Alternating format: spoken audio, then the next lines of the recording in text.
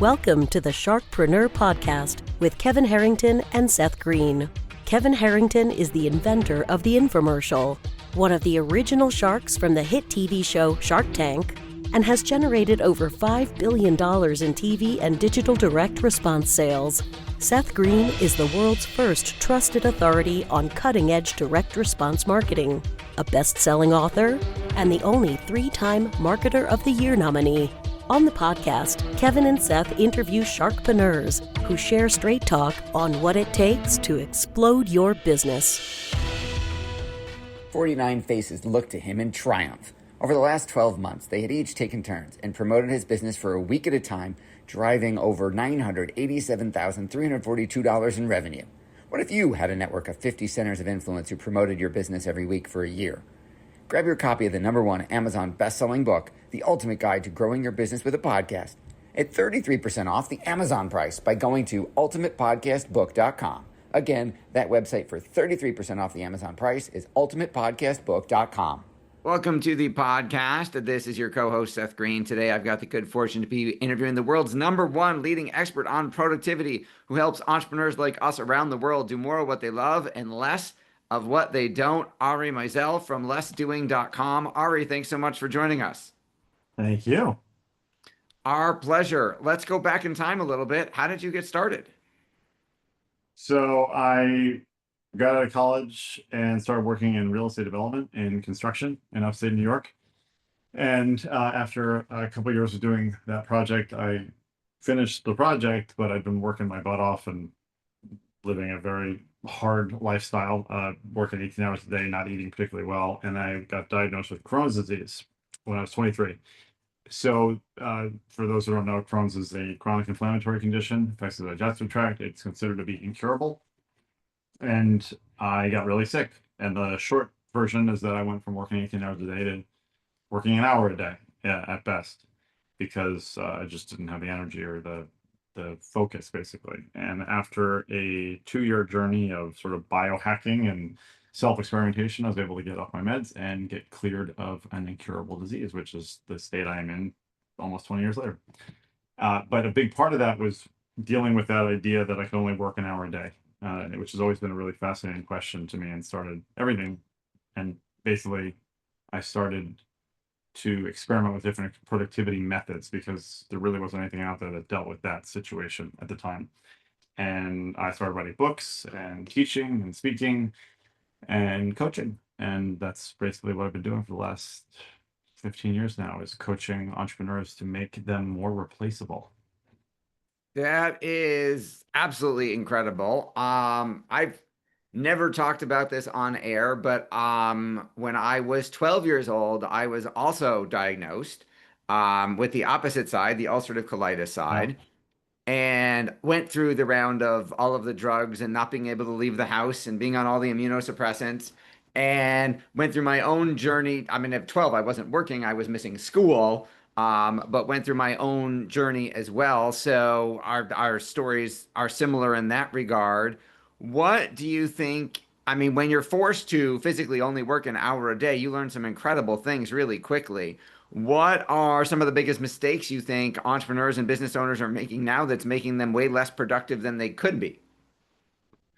So the single biggest one probably is thinking that they're the only ones that can do the things that need to get done in the business. I'd say that's like #1. And as much as people would love to say like, no, I'm not like that, I'm happy, it's not true. It's just the way that they operate shows that they don't either trust anybody else to do it, or they don't believe they have anybody else to do it, or ultimately, I know in some ways they don't have the mastery of the task that they think they do in order to be able to teach somebody else how to do it. It's a big ego thing too, this idea that like, if somebody else can do it, then what's the value of me? And everything I talk about is about being more replaceable, meaning not replaced, but replaceable. So we want to be able to replace people up, not out of an organization at all levels. And that means creating systems and processes that replace the things that you do well, but not uniquely better than anybody else. And we all have those things, but a lot of us don't get to focus our time on those things. So the real like needle moving kind of stuff ends up not getting done because we're doing all the other things. That makes a lot of sense. How do you help them break through those limiting beliefs and get to the point where they're way more accomplishing more and doing less? So there's really two ways, right? It's either like the Tony Robbins version, which is that you don't change until the pain of not changing is greater than the pain of changing. So they might have some sort of major event or something like I did. And a lot of people end up having those kind of stories. You know, they had a heart attack or they had a car accident, whatever it was. And then the other one is just there's a simple lack of knowledge of how it can be. And so sometimes when you show people that there is a way, that works. And then it becomes very enlightening. It's like, oh, you mean I could completely automate that thing that I spend 30 minutes a day doing every single day and never have a human touch it ever again? Or, oh, I can hire somebody to do this very specific thing. I don't have to bring someone on full time, which I can't afford right now. Like all those kinds of things. There's there's such a lag. And actually we see this right now with all the AI stuff. There's such a as much as people are adopting AI and there's all sorts of amazing things happening with it, so many people, the majority of people are still way, way, way behind the curve and have not even experimented at all with how AI can help their businesses. So the business culture of working the way that we work is so ingrained in us, and it, can take years for people to make those changes in some cases. Absolutely. Now, you've written books on the topics, you speak on the topic, you've got podcasts on the topic, you've done tons of media appearances around it. Tell us a little bit about that process. So I got very lucky in some ways actually on that one. So basically, was I was teaching in New York through this platform called Skillshare, which is still around, but originally it was to help facilitate in-person classes. So I was teaching these productivity classes every couple of weeks, and it was going well, and it was actually how I was able to test a lot of my content. I have to say, I think that teaching live in like face to face with people is such a great way to hone your content. And it's what a lot of great comedians do. They'll try stuff out at like lower end clubs and then move up. So I found that to be such a great iterative process, and that's how I ended up writing the first book. But I was speaking at an event, and a guy came up to me. He's like, "You should write a book." And I had just gotten the manuscript, and I was like, "Here you go." And it turned out he was an editor at one of the imprints at Random House Penguin, and that's how my book got published. A year and a half later, maybe I guess, I got a random phone call from a guy named Joe Polish who runs the Genius Yep. Network, and Joe had read my book, and I didn't know who he was. He's like, "You have to come speak at my event. It's in like 3 weeks in California." I was like, okay, sure, yeah, let's do that." And so I flew out there, got there late that night, and I get up in the morning to go speak. And I'm walking to the venue, and Dan Sullivan is walking with me, who, from Strategic Cook. No idea who he was, just seemed like a nice old guy. We talked. And then I get into the room, and Dave Asprey is there, the Bulletproof executive. Damon John is there. And I go wait in the back of the room for my turn, and I'm standing next to Tim Ferriss. Right. So I'm like, all right, this is clearly a different room than I'm used to being in. And also I was like, at that point, Tim was like the productivity guy. I'm like fanboying and trying to like play it cool. And then Joe introduces me on stage, and he says, "I'm about to bring up Ari Meisel. He's probably the greatest productivity expert in the world, even better than Tim Ferriss." And that Wow. was awkward. And so I go, and he gave a talk about automating my podcast production process. And it's like a very distinct, there was a before that talk in my career, and then there was an after that talk in my career. And from that, I ended up actually working with Damon. I did stuff with Tony Robbins, a whole bunch of different companies. So I've probably worked with well over, I don't know, 200 or 300 or 400 different companies at this point in every different industry imaginable. And it really started, the real launch sort of started there.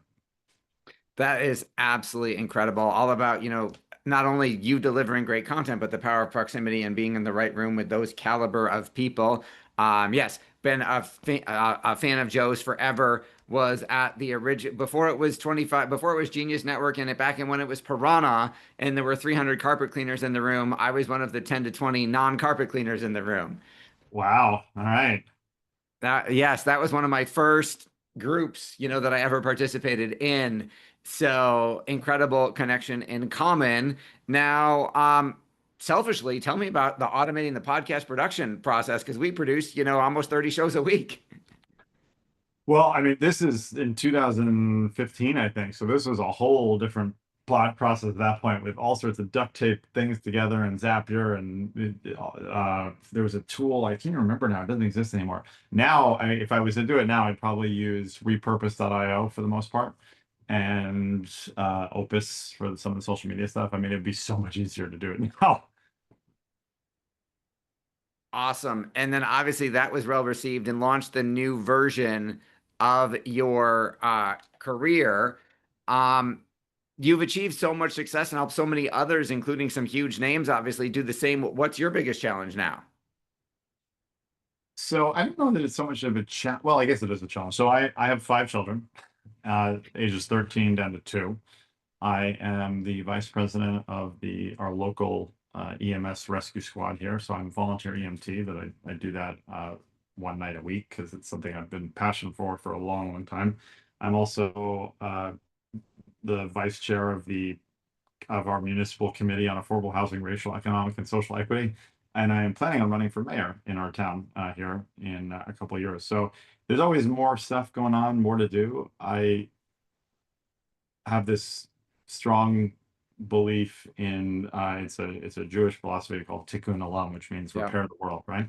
So I'm always trying to repair the world in some ways, and sometimes I definitely can take on too much. So that's probably the big challenge, but so far it's been going well, and I want to try to have as much impact as I can. Yes, we are big believers in Tikkun Olam as well. I teach that to my kids. Your passion is obvious. What do you like best about what you're doing? So I love novelty, I would say. It's probably one of the reasons why I do like EMS, and it is definitely one of the reasons why I like coaching. And uh, I'm not a coach for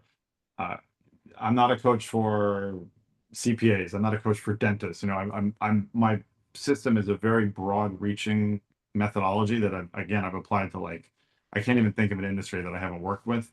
So there's always something new. It's always something different. While at the same time, there are definite themes and categories that kind of come up over and over, and I can attack them in a new way as I learn as well. So it's just a constant learning process. That's probably what's most interesting, is I never like it. In some ways, I know what I'm getting into, and then I never know what I'm getting into. That's awesome. Let's say we know I know your time is valuable. Let's say we've got a CEO, an entrepreneur, an owner who's identified, hey, I would love to get this off my plate, but let's say they're not in a position where either they can't afford to hire for that position yet for the thing they're doing themselves, or they don't have time to train the person that they would hire, or both. What do you do then? So I mean, we can do so much. Like, it's a great question. So I owned a virtual assistant company for a couple of years. I have outsourced tens of thousands of hours of things to virtual assistants over the years, and consulted on it and trained and advised and everything. I have not had a VA personally in over a year and a half, probably. I've been doing pretty much everything using AI at this point. And like, you know, the $20 a month plan on ChatGPT. Like, so there are so many things that we can do that are low or no costs that will still get a lot of stuff off your plate. And even something as simple as Zapier automations, right? Getting in your head this sort of mindset that anytime you use the word every, so like every time a customer signs up, every time I go on a podcast interview, right? The word every should be a trigger that you're doing something that's repetitive. And if you are doing something that's repetitive, I guarantee you that you can automate it. If not all of it, at least some of it. And there are free Zapier plans, right? So like freeing up somebody's time. And the other thing is that it's not all or nothing. That's a big one. Is I don't think people sometimes recognize that it's worth it sometimes to spend 10 minutes to save 30 seconds, because the 30-second shift can have a really big impact on your ability to actually get focused work done. So the muscle of being productive, the muscle of being a delegator and an automator, is something that we all have to do, and you can do that without spending any money. I love that. That is great advice. We know, again, your time's incredibly valuable. We appreciate you spending some with us. For our folks watching or listening, where is the place for them to go to learn more? Where should they go get the books? Where should they tell us about the podcast? Where can we go listen to that? So everything is at letsdoing.com, but I will tell you this. So I do almost 100% of my coaching is done asynchronously over voice communication. I use a tool called Carbon Voice. Anybody who would like to can go to talktoari.com, and they can get on Carbon Voice, and they can send me a message, and they will get a response from me directly, and we can talk about productivity. That is absolutely incredible. I know a number of our folks are going to be taking you up on that. This has been Seth Greene with Ari Meisel from lessdoing.com. Ari, thank you so much for joining us. Thanks for having me. Thanks, everybody, for watching or listening. We will talk to you or see you next time. Why do so many businesses struggle while others seem to explode overnight? Do you wish you had the secret to this type of exponential growth? Now, I've scaled more than 20 businesses to over $100 million, and it's not just luck. In my new book with Mark Tim, Mentor to Millions, you'll learn the repeatable framework I use in all my business ventures for massive success. Order at kevinmentor.com and get over $1,000 in bonuses. Head to kevinmentor.com.